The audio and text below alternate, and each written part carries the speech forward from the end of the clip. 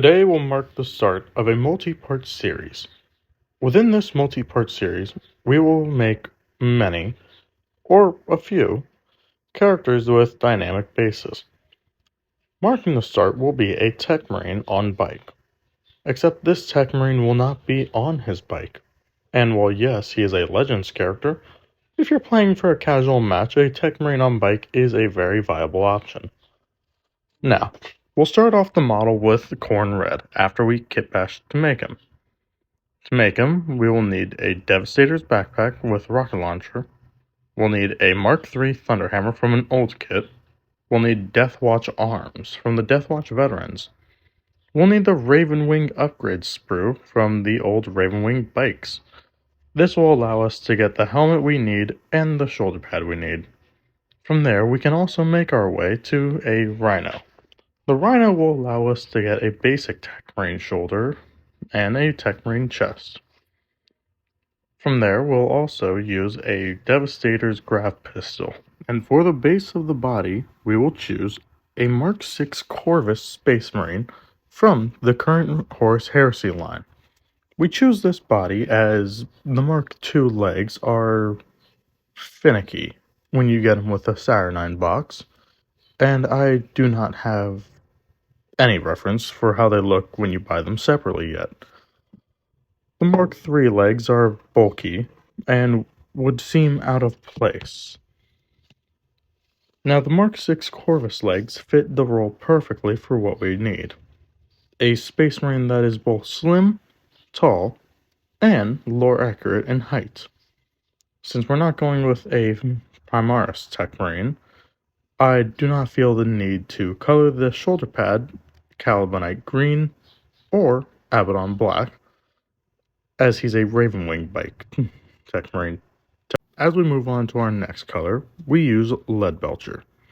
The Lead Belcher is the perfect metal color for almost anything metal you're doing if it's meant to be clean. First, we color the bottom half of his Mark III tabard that I forgot to mention. Then we paint his belt buckle. From there, we can move on to his Mechanica seal, and we can also work on his waist cables. As we continue on, we will paint the shoulder pad rims, the hammer, the Mechanendrite arm on the backpack, his weapon, some of the little bits on his helmet, and the turbines on the back. We'll do this as it gives more depth to the Tech Marine and makes him feel more mechanical in a sense. As we continue onward, it is good to take the small parts slowly. If you mess up on the model, you can always go back and touch it up, but sometimes it's better to just go slow. Make sure you get the job done right the first time. Saves you the trouble later. Now for the Mechadendrite arm, first we'll color the claw, then we'll color the arm. From there on, we'll work on the small details. This allows us to cover all of our bases properly.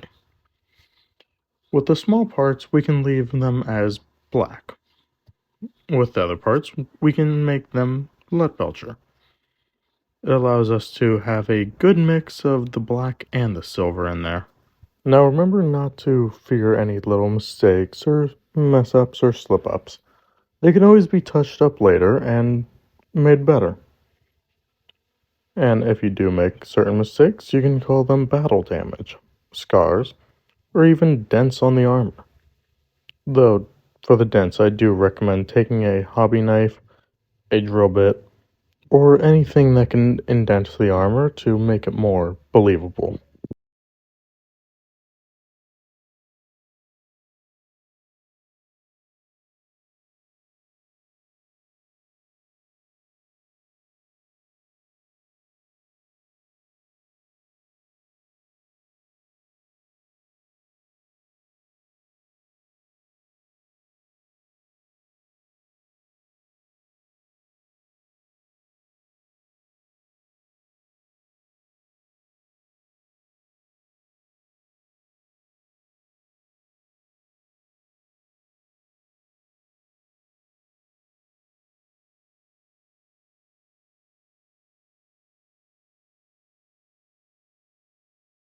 Now, as this is a beginner painting model lesson, kitbash, I don't fully recommend taking the time out of your day to paint the little rivets on the armor.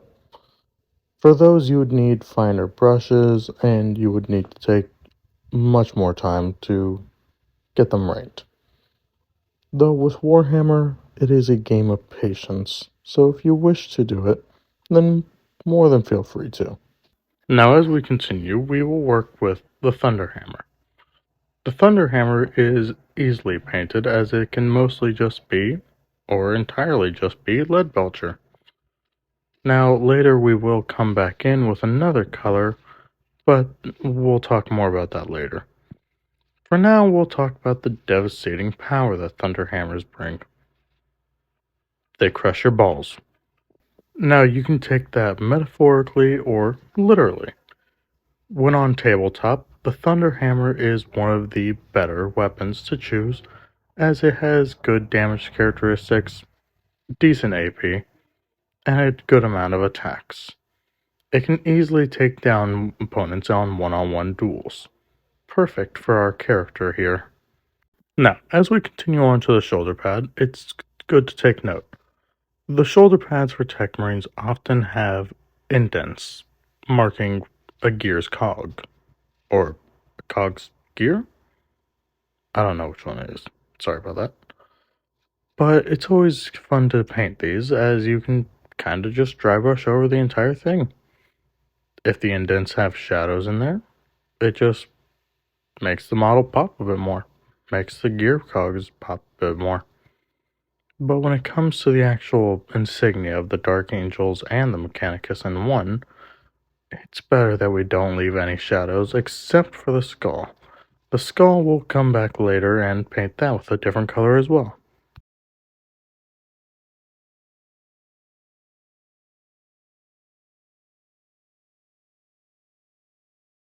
Now here we will work with the hooded skull cog. For now we're just going to work on the actual cog and the hood of the skull though.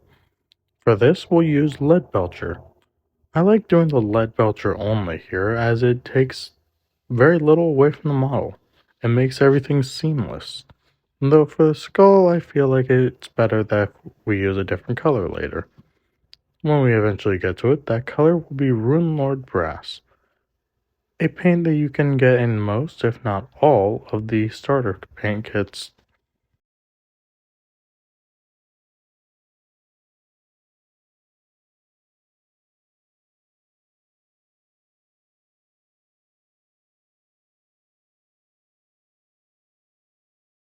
As we continue on, we will work with the Primaris Secmarine's signature weapon, for range at least, the Graph Pistol.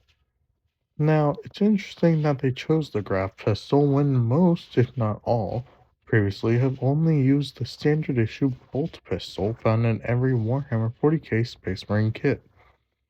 Why they made the switch is beyond me, but I always assume that it's to bring them more in line with technology rather than conventional rounds.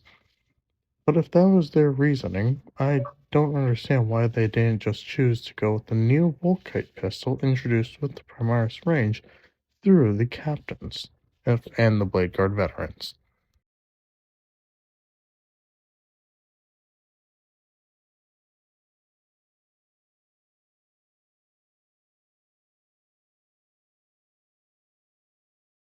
Now we will work on a different color, green.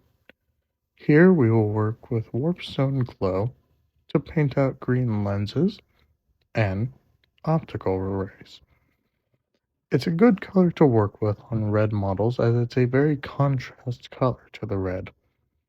While many believe blue would be better, you would kind of just have a reverse ultramarine color scheme. Now when it comes to the eyes, you don't really need to feel bad if you're sloppy about it. Just make sure that you cover the entire lens. Later on we can come back in with another paint and give it a glow effect, essentially. Make sure to catch the little lens on the side of the helmet. Now we will work with the second color, Moot Green. a decent green layer paint. Make sure to get a good amount on your brush, though not too much like I did by accident. Now here we'll make it to where the optical array looks like it's actually got light bouncing off of it by giving the edges a slight highlight. Not too much to be noticeable, but enough to be, well, noticeable. We will do similar with the eyes when we get to them, but this time we're actually going to underline the eyes like mascara. Then we're going to do a dot in the center. That way it looks like the glow is coming from the inside of the helmet. Now it's not going to be fancy, and it's probably not going to look good when you look too closely at it. But that's why I recommend you do this as a starter paint scheme.